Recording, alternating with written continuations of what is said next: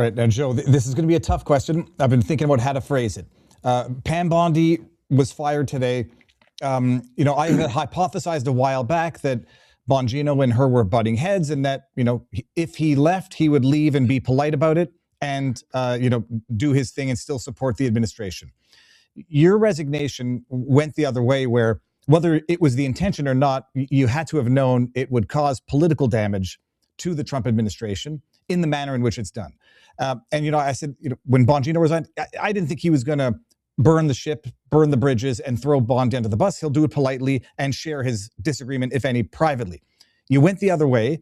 And how do you address the claims of people who say, regardless of whether or not you believe this and whether or not you have legitimate points, because I think everyone should acknowledge you do, you resigned in a way that you knew was going to cause political damage and undermine the Trump presidency?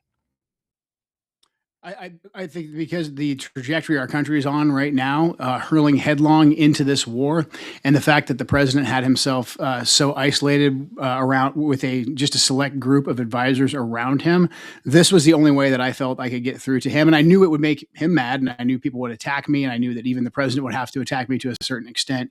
But this needed to be said, and needed to be said publicly. We needed the amount of influence that Israel has, that we needed that issue to be called out and brought to the public. And I wanted the president to be aware that the American people could see it as well, in an effort to have us take a different trajectory in this conflict. And I understand where people are going to say that was the wrong thing to do.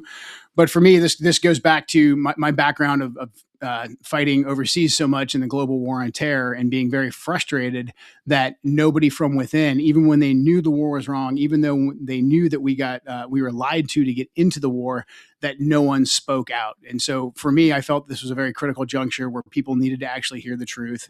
And we needed to do everything that we could to get off the track that we're on right now. So I understand the criticism. It's a risk that I took, and that I felt that I had to take.